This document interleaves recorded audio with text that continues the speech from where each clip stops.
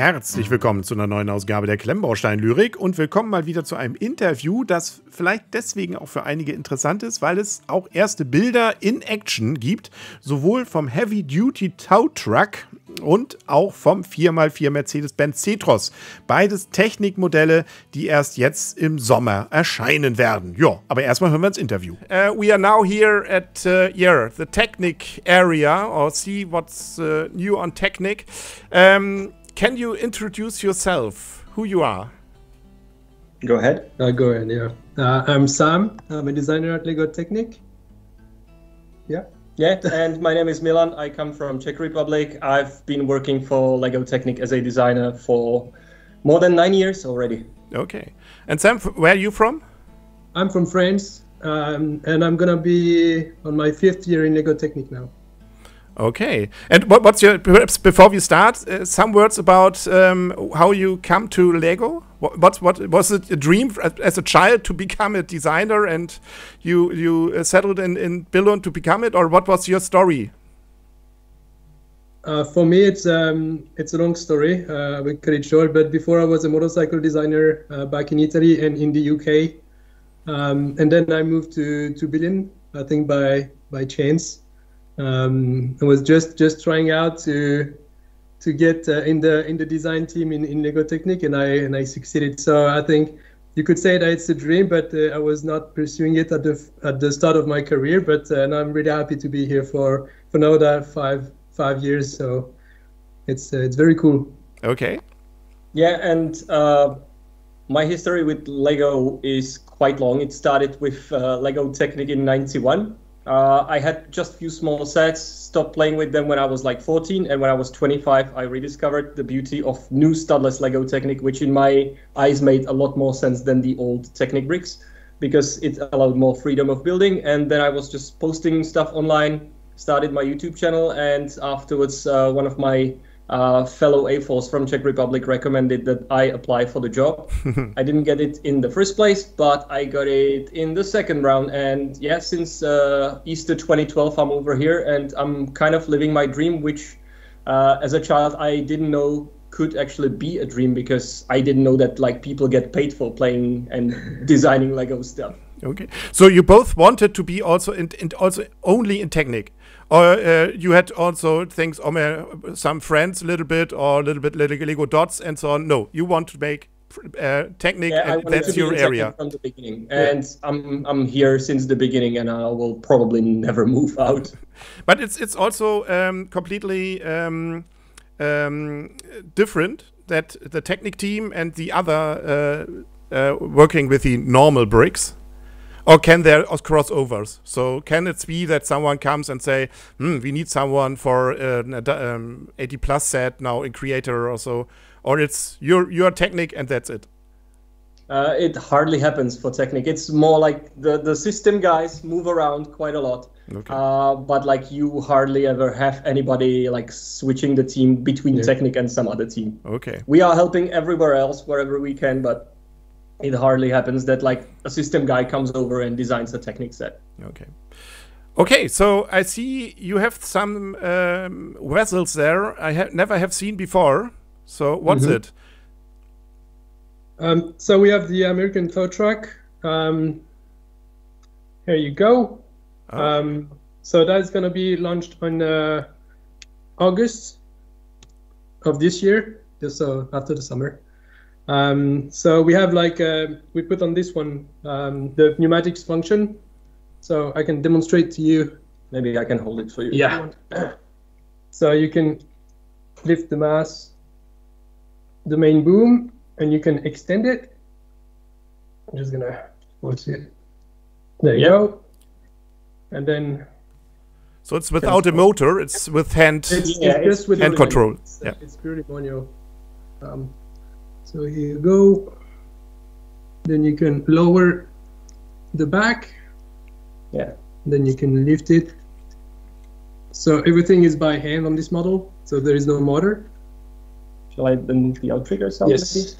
Yeah, you can remove the outriggers from the sides, and you can as well slew the crane from side to side, and you can as well independently operate both of the winches. There is a lift axle, which I believe is operated on I need 2 hands on this one. Yeah, pull like there. Yes. And there you go. Yeah, you just release, and afterwards there's a ratchet to wind it back. And maybe you can show the lift axle, which is on the other side. Yep. You can lift the second axle up. Mm-hmm. And you can open the doors here. Open the bonnet, and there's a straight 6, I believe, engine. Mm-hmm. I can show you here. That is running by moving the differential. Cool. Yeah. And you can turn it by here on the top of the cabin. There is a hog, so you can turn the wheels. So that is all usual function, but all the brain of the model is the pneumatic, and it's a very cool model to work around. So you can actually tow things, and I think we are very pleased on the end results with the color scheme. That is very US kind of style. I think the truck is a big volume, is a big piece. Really, it's very dense. So I think we're very pleased.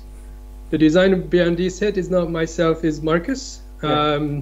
I haven't got the chance to design any set for this year, so next year for sure.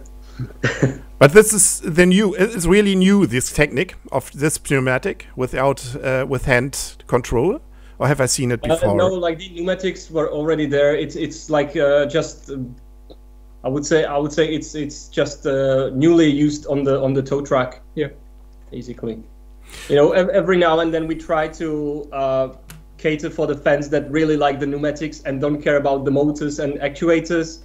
So this is as well offering for someone that really prefers the manual pneumatic play.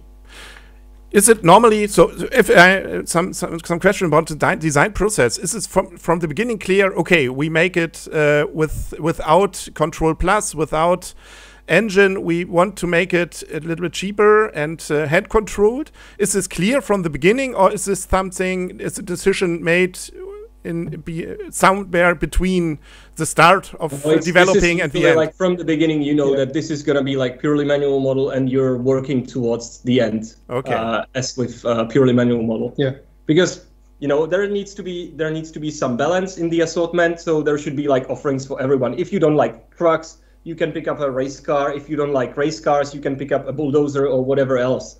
And those models differ in price points. Those models differ in age marks, the size, and the complexity. And yeah, we try to cater for everyone who loves LEGO Technic. And is there also clear from the beginning how many functions are included? I think this is great. It's really much functions on small. Okay, it's not small, but there are really much functions inside. Is this something when you try? Okay, what we can get in and try this, and oh, that's not functioning, so that gets out.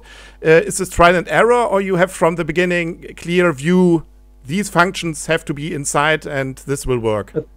I think we tried to put as many functions as we could with the package we got, and if we succeed, it's very nice.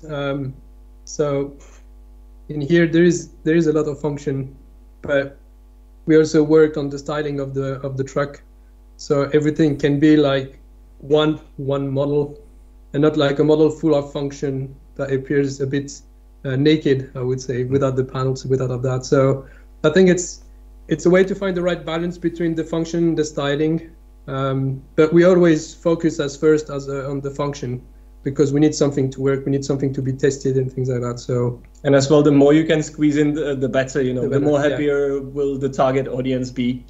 Like, you know, the more functions you can play with, the more opportunities to find like hidden secrets and mechanisms and stuff like that inside the better for everyone, I guess. Of course, it complicates things. You know, the process is more complicated the more functions you put in, and you have to afterwards just play the big puzzle scenario where you are trying to fit all the things inside a model that looks like a tow truck, which sometimes can be very difficult. But yes, that's what we try to do over here. Is there also a stress test? So if you have the model ready, is there someone in the house that says, okay, now I have 1 week only doing the same thing with this model, seeing if after some hours everything is working still, or is still working, or how is this realized that that it's really functioning also when I have it as a customer a year later or a month later, and not falling apart? Yeah, there's usually kids playing with the models, of course, due to Corona, that is on hold for now. But we try to do, our best. We as well ask our other designers to play with the models, and to be honest, they can be way more rough and way less careful than the children. Especially some of them have very clumsy hands. So yes, the models get destroyed and like bashed around a lot. How long is the time period between starting with something like this model and this idea and first scratches and so on, and the final product now? Have you an idea when the designer started with this model? That depends on the complexity of the model. Really, a model can be done in 3 months or 6 months and more. Between weeks and years, I would say. Yeah, depending on the size of the model and complexity of the functions. And do you have different models at the same time, or you are specialized on one model, I finalize now, and then comes the next one, or you have 3, 4, 5 on the desk for the next 2 years? No, we always try to avoid the situation where you would be working on multiple things at the same time, because you really need that focus, and you really need to focus on one head. Of course, it's fine to take a break and just build something for fun for half a day. Just to clear your mind and maybe come up with new ideas if something is not working properly. But no, we stick to one model at a time. Well, yeah, and it depends, because sometimes we need to pull back sets. So I think one designer can take care of the two, or you have like 2 small model or a big one, or one small, or a really, really small model and then a really big one. I think that thing needs to be adjusted within our calendar year. Developing the models, and I think to avoid mistakes and to get our head clear from start to finish, it's better sometimes to be focused on one normal, like, standard model. One question was, I also asked my community what I have to ask, or what they are interested in Technic. Perhaps we have in Germany a special situation about different opinions about special different techniques in Technic. One question I had a lot of times is the blue pins. Can you tell something? Will this model, for example, have blue pins? I think it's something. It's sometimes it's a lot of discussed. If you see these blue pins from outside, some people do not like it. Some say, okay, it's Lego. Have you also in mind this discussion, or is there something about this in your minds also when you're designing something like that? I think when we are working on such big model, it's always nice to have like something to differentiate when you open the bag and say, okay, I need this pin. I know it's blue, so you are like searching for the blue ones. And so for us, it's important to have this color differentiation, because for your head, it's better to see the little things, because it's very small compared to the element we have. And sometimes it can take like a few minutes just to find a little one like this. So if you put all the pins in dark gray and the model is dark gray, then I think your head will turn into a fireball into like hours and things like that. So I think, to me, working with Technic, it's better we have this differentiation so we can have our mind clear and like have a relaxed time building and a nice experience. And I think it's only based on that we have the color differentiation between the blue, the red, the dark one, etc. So yeah, it's basically part of the platform and the system in play, if you would say so. We have like different colors for the pins that have friction, different color for the pins that do not have friction, and there's a system in it. And don't forget that the target audience is mainly children. So they need to be able to replicate what we create over here and build it and get to result from point A to point Z without doing mistakes. They definitely don't want to spend like 8 hours building a big model and having afterwards issues with the functions. So it's just to avoid problems and improve the building experience. Is there also different? So I think we can switch to the second model, and I think it's interesting. Perhaps the question when we have now, I see that's a Mercedes, Yes. and so it's only to have the link to the question before. Is it a difference between having a model for children and older children, and something like a supercar or something it's specialized on an IP and it's more for someone to put it on a shelf than playing with it. Also with references to, blue dots, like blue pins and so on. Is there a difference between designing this and that? You can do slightly more complex things when you're designing for higher age mark, like Technic starts at 7. And right now we have as well sets that are 18 plus. So for 18 plus, you can do pretty much all you want while sticking to our internal guidelines and following, like, that you shouldn't stress any of the elements so they do not get damaged over time. You shouldn't force anything, and you shouldn't use illegal building techniques. But within that, you can do with higher age mark a lot more than you can do in a small Technic box, which is targeted at 7 plus. Okay. If that answers your question. Yeah, but now I'm interested. What's the second one? So the second one is the 42129, the 4x4 Mercedes Zetros trial truck. And you can see it right now calibrating the steering because it's remote controlled. And before I am going to show you what it does, I can maybe just spin the model around so you can take a look. We wanted to do a trial truck for a long time, and we partnered with Mercedes on this one because we thought it's a good partner. We already had like some cooperations doing the Unimog and the Aerox before, and they are a really nice company to work with. And this time we tried another of their truck fleet, the heavy one, and this one, except for like opening the doors where you can see the cockpit and opening the bonnets, and afterwards as well opening a latch where you can inspect the gearbox, which is hiding underneath here. I don't know how well you can pick it up, but there are some motors and gear wheels inside. It can drive fairly well, and it's going to be probably very noisy. Ah, okay. And I'm probably going to help it a little bit. What kind of motor is it? Yeah. See those switch. Yeah, sometimes it just gets stuck in the bricks, but you can see that it climbs quite well without having any issues. And that's because it has built-in differential lock. So the first time ever, we are introducing remote control differential lock in a LEGO Technic model, and you can lock by just pressing the button in the app. You can lock the central and the rear differential of the axles, so that way it can climb even more. That's impressive. Okay, that I never have seen. Okay, that's cool. And it's probably like the most powerful model that we've ever done. It's geared down, so it has just sheer power and torque as much as we can push out of it. And it actually can push things around. Like, they shouldn't be too heavy, but it can push things around. Yeah. And it can climb quite well. Feel free to test it as much as you want when you're playing with it. But we did hours and hours and hours of testing, and it performed really well without falling apart. What kind of motor is it?